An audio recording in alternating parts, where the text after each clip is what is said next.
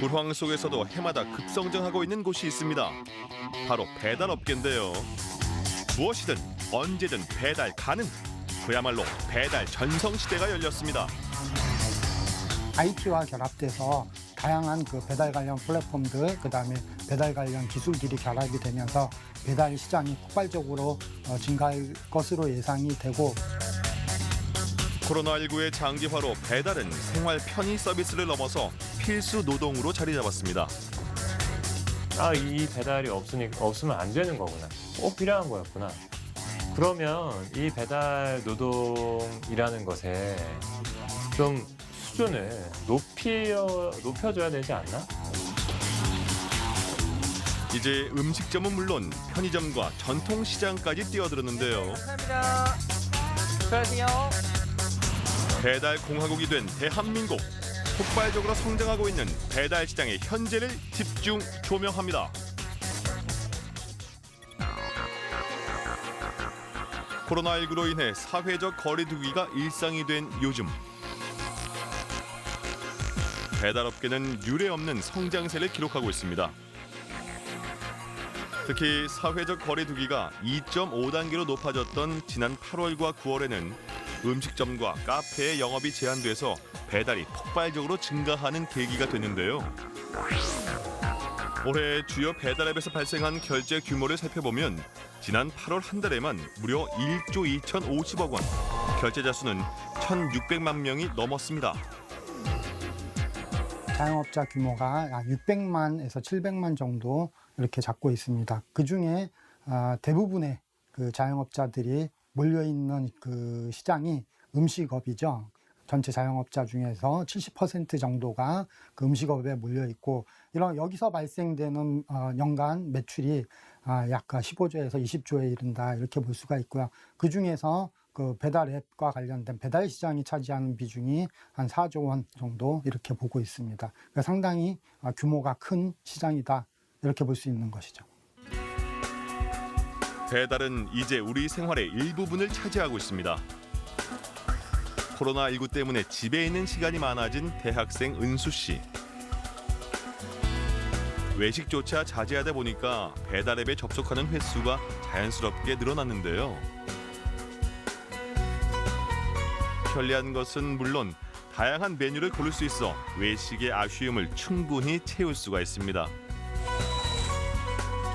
온라인 강의를 하면서 집에 있는 시간이 많은데, 그때 혼자 해먹기도 귀찮고 해서 마라탕 같은 집에서 해먹을 수 없는 거 위주로 많이 시켜 먹고 있어요. 식사는 물론 아이스크림과 같은 디저트까지 배달 앱을 통해 간단히 주문할 수 있습니다. 일주일에 많게는 매일 시켜 먹을 때도 있고 적게는 2-3번 먹는 것 같아요. 하나 불편한 게 있는데, 배달 박스나 쓰레기가 너무 많이 나와서 그게 조금 불편해요. 배달 시장이 활성화되면서 그야말로 배달 안 되는 게 없다는 말이 과언이 아닙니다. 음식 배달은 물론 최근엔 편의점 배달을 통해서 생수 한 병, 칫솔 하나도 원하는 곳에서 받을 수가 있는데요. 배달료를 내더라도 편하게, 그리고 비대면으로 살 수 있다는 장점 때문에 편의점 배달 이용자는 점점 늘어나고 있는 추세입니다. 전국에 퍼져 있는 편의점은 4만여 개. 현재는 수도권 일부 지역에서만 배달 서비스를 하고 있지만 점차 확대될 전망입니다.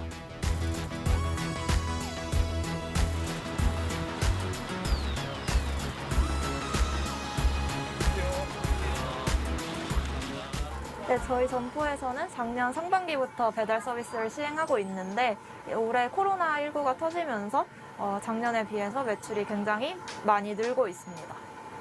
아무래도 여기가 오피스 상권이다 보니까 점심시간에 도시락이나 주먹밥, 샌드위치 같은 간편 식사 위주로 많이 주문이 들어오고요. 또 오후 3시쯤부터는 이제 많이 출출하신지 디저트나 커피류 같은 간단하게 먹을 수 있는 상품들이 많이 매출이 오르고 있습니다. 배달 앱을 통해 편의점의 간편식은 물론이고 생필품까지 다양한 물품을 주문할 수 있습니다. 편의점 배달의 특징은 걸어서 갈 수 있을 정도의 근거리 배달이 주를 이룬다는 점인데요. 편의점 반경 1.5km까지는 도보 배달로 접수됩니다. 그래서 보통 20-30분이면 받아볼 수가 있습니다.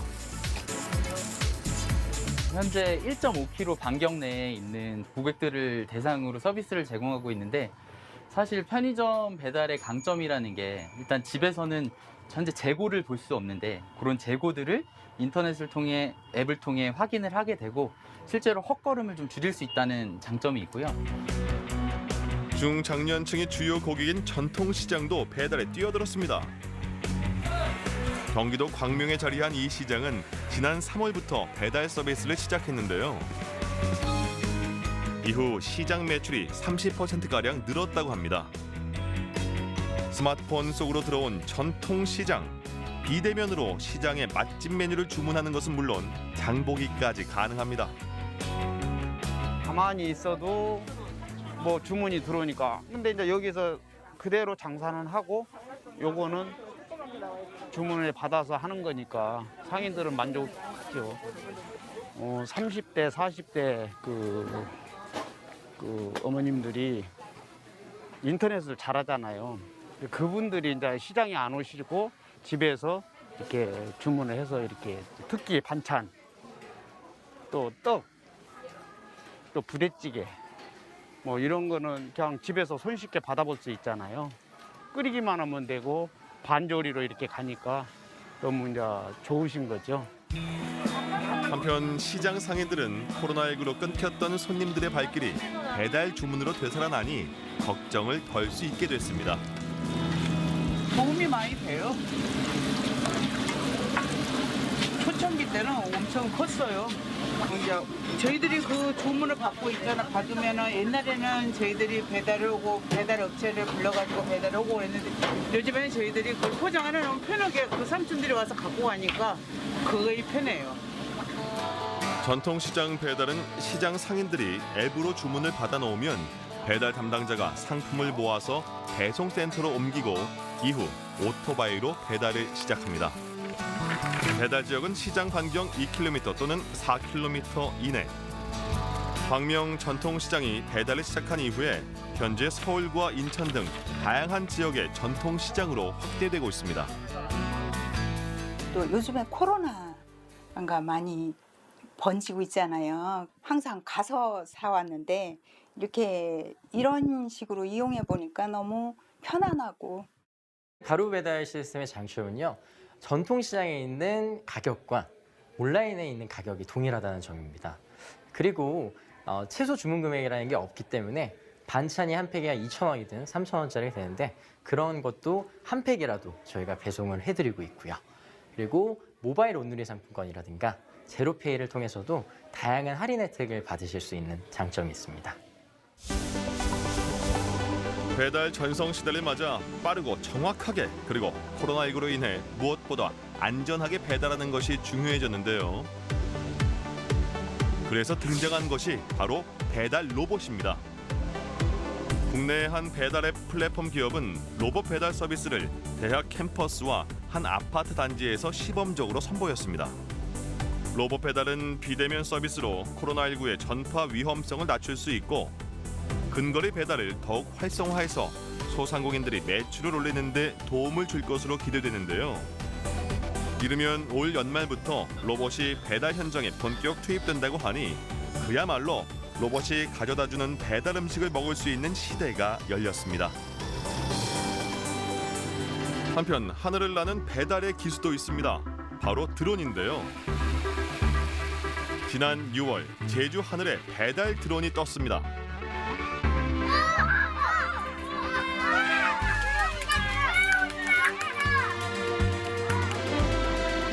편의점에서 간식을 싣고 날아오른 드론은 한 초등학교에 착륙했습니다. 아이들은 드론에서 눈을 떼지 못하는데요. 그 착륙했을 때 뭔가 멋있었고 그 착륙했을 때 저도 마음이 좀 많이 떨렸어요.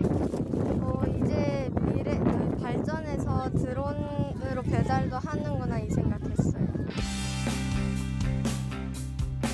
드론은 신속 정확한 배달은 물론 배달이 어려웠던 도서 산간 지역도 갈 수 있습니다. 실제로 제주도는 지난 4월 드론을 이용해서 마라도와 가파도 등 섬마을에 마스크를 긴급 배달하기도 했습니다. 또한 지난달 국토교통부는 드론 배달이 도심 환경에서도 가능한지 시연에 나섰습니다. 치킨과 햄버거 등 음식을 실은 드론이 강을 건너는가 하면 고층 빌딩 숲을 지나 평균 10분 안에 배달을 마쳤는데요. 국토교통부는 이날 실증 시연을 통해서 드론 배달 서비스의 안전성을 확인했습니다. 코로나19로 인해 배달 시장이 성장하고 다양한 변화를 겪고 있는 건 비단 우리나라뿐만이 아닙니다. 다른 여러 나라도 마찬가지 상황인데요. 일본 나고야의 한 초밥집은 코로나19로 인해 떨어진 매출을 회복하기 위해서 색다른 배달을 시작했습니다. 이른바 마초 배달. 근육질의 보디빌더들을 배달원으로 기용한 겁니다. 실제로 이 배달 서비스를 시작한 이후에 엄청난 매출을 기록했다는 후문이 들려오며 화제가 되기도 했습니다. 또 두바이의 한 과일 판매점에서는 지난 6월부터 슈퍼카 배달 서비스를 시작했습니다. 망고를 우리 돈 32,000원 이상 주문하면 슈퍼카로 배달해 주는데요. 망고를 전달한 후엔 고객을 태워서 동네를 한 바퀴 도는 서비스까지 제공해 줍니다. 1년 365일 24시간 배달이 가능한 대한민국. 전업 배달 기사인 김지훈 씨는 아침 8시에 출근해서 12시간을 일합니다. 저희 배달 대행이 24시간이 돌아가요. 근데 아침 시간에는 이제 인원이 그렇게 없다 보니까는 좀 바쁘다가 이제 점심 시간대 한 12시부터 2시까지는 엄청 바빠요. 그다음에 이제 또 사람들이 이제 퇴근 시간대 이제 야식 시간대가 제일 바빠요. 지금 2.5단계 걸렸을 때는 진짜로 그냥 24시간이 쉴 틈이 없었어요. 8년 넘게 하고 있는 배달일. 지역을 훤히 꿰고 있는 베테랑이지만 밀려드는 배달 주문에는 역부족일 때가 종종 있습니다. 배달이 많다 보니까 시간 내에 못 가는 경우가 많죠. 배달하다가 늦을 경우 이제 컴플레인이 들어갈 경우는 저희 돈으로 이제 그거를 메꿔야 하기 때문에 그런.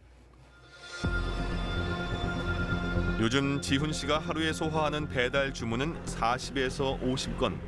바쁠 때는 60건 이상 밀려들기도 합니다. 감사합니다. 맛있게 드세요. 신속함이 생명이다 보니 항상 사고 위험에 노출되어 있는 오토바이 배달. 배달 주문이 늘어나면서 사고도 많아지고 있는데요. 빨리 가기 위해 과속과 신호 위반은 물론 보행자 사이를 아슬아슬하게 지나가기도 합니다.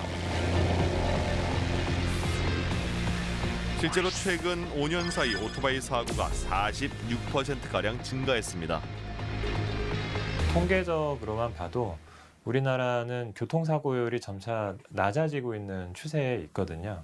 교통사고 사망률도 낮아지고 있어요. 근데 유독 이 이륜차, 오토바이에 대해서는 사고율이 점차 늘어나고 있고 사망률도 점차 늘어나고 있는 상황이 있고요. 청년들의 산재 사망 사고율이 가장 높은 업종이 배달로 나타나기도 했습니다. 오토바이 사고는 보험 문제까지 더해져서 상황이 더욱 심각한데요. 지난 7월 기준 행정당국에 신고된 배달 오토바이 가운데 절반 이상이 운송보험에 가입하지 않은 것으로 나타났습니다. 이유는 비싼 보험료. 제가 신호 대기하고 있는데도 뒤에서 이제 충격을 주거나 아니면은 그런 위험이 엄청 많아요. 그냥 언제 어디서 이렇게 사고가 날지 몰라가지고. 주문자가 배달이 늦다는 이유로 주문을 취소하면 환불액 일부를 배달 기사가 부담해야 합니다. 상황이 이렇다 보니 배달 기사들은 속도를 낼 수밖에 없는데요. 시간과의 전쟁 속에서 안전은 뒷전. 배달 주문이 급증했던 지난 7월과 8월엔 오토바이 운전자의 76%가 교통법규 위반을 한 것으로 나타났습니다. 실질적으로 30분 내에 음식 배달 완료라는 생각을 가지고 있는 터라 저희들은 시간이 엄청 쫓기는 편이거든요. 음식이 조금만 늦게 되면은 독촉 전화에 막 그런 게 많거든요. 어쩔 수 없이 뭐 과속이라든가 좀 시민들이 볼 때는 좀 불안할 정도로 좀 위험하게 타는 경향이 없지 않아 있죠. 지난 6일 고용노동부는 오토바이 배달 기사들의 교통사고를 줄이기 위해 대책을 마련하겠다고 발표했습니다. 배달 기사는 교통사고 예방이 무엇보다 필요합니다. 이에 11월까지 배달 앱과 연계하여 사고 발생 위험 지역을 안내하는 정보 공유 플랫폼을 개발 보급하겠습니다. 최근 배달 시장을 뒤흔드는 뜨거운 감자가 있습니다. 바로 배달료인데요. 배달 주문이 급증하면서 배달료를 올리는 경우가 있기 때문입니다. 음식 배달의 경우 주문자가 부담하는 배달료는 보통 1,000원에서 3,000원 선입니다. 하지만 주문 금액과 거리에 따라서 그 이상을 내야 할 때도 있습니다. 그분들이 노동하시는 거에 대한 정당한 대가니까 어쩔 수 없지 않나요? 배달 안전하게 받고 싶으면 당연히 드려야죠. 네. 너무 비싸요. 너무 많이 올랐어요. 그냥 음식값이랑 어떤 데는 비슷한 것 같아요. 4,000원, 5,000원씩 올라 그렇게 달라니까. 지금 가격은 저는 부담은 느끼진 않는데 한 4,000원 정도까지 인상하면 부담을 느끼는 것 같아요, 저는.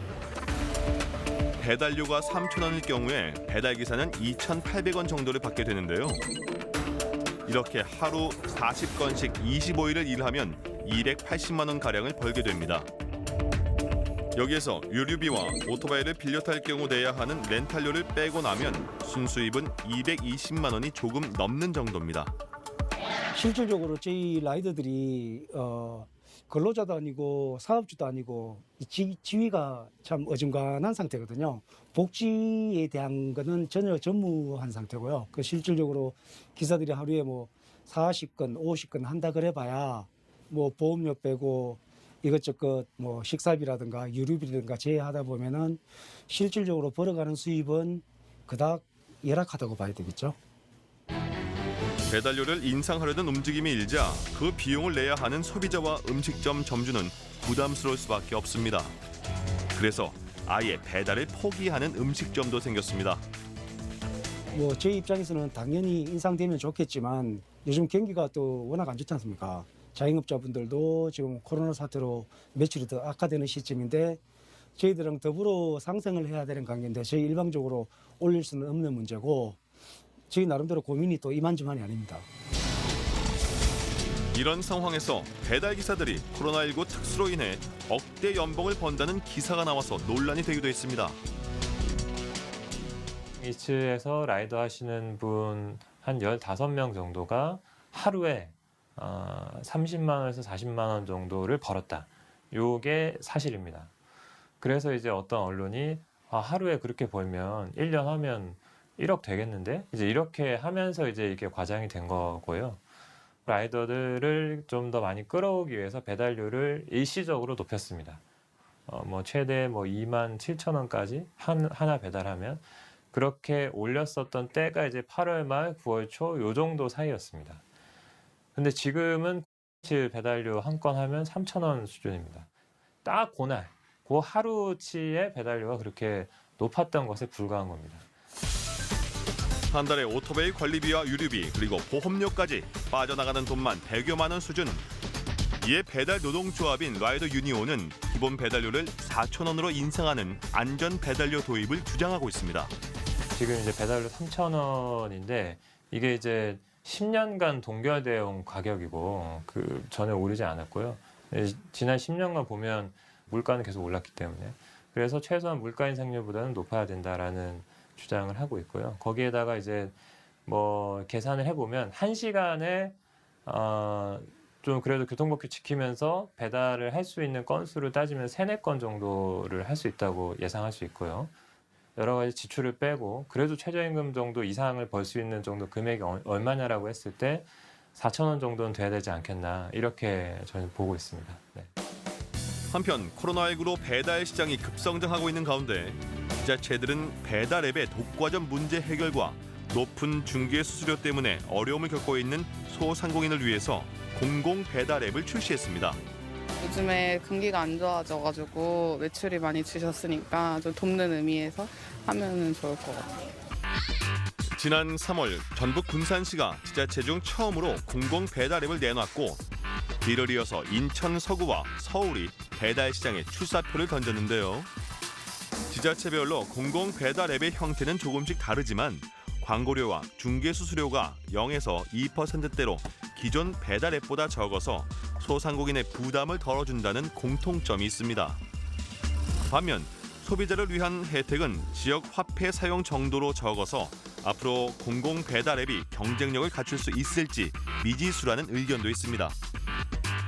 자영업자를 도와주기 위해서 착한 수수료를 도입을 한 공공 배달 앱을 만들 테니까 소비자들한테 이 배달 앱을 사용하라고 하는 거거든요. 근데 소비자들이 외면하면 어떡할 건데요?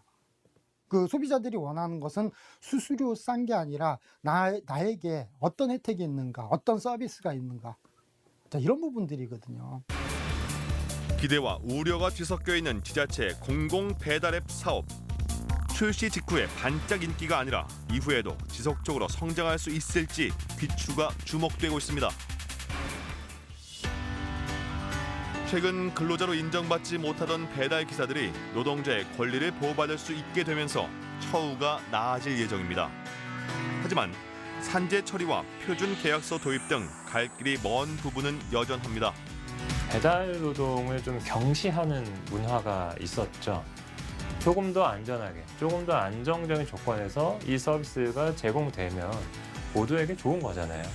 대한민국이 국민 소득이 3만 달러가 넘는다고 하고 왜 배달료는 10년대 묶어놓고 이렇게 헐값으로 사람을 써야 되는 거냐, 언제까지 이렇게 해야 되는 거냐라는 거에 대해서 좀 근본적인 의문을 좀 가져야 된다라는 것이고, 집에서 배달을 통해서 해먹는 그 시장들이 자연스럽게 안착이 될 것이다. 그래서 코로나19 이전으로 우리가 완벽하게 돌아가기는 힘들 것이다, 이렇게 생각을 합니다. 때문에 이 배달 시장은 지속적으로 증가할 것이다. 그리고 고급화되고 세분화될 것이다. 다양화될 것이다. 코로나19로 인한 비대면 일상에 없어서는 안 될 배달 서비스. 생활의 일부가 된 만큼 이제 배달을 바라보는 우리의 시각도 달라져야 하지 않을까요?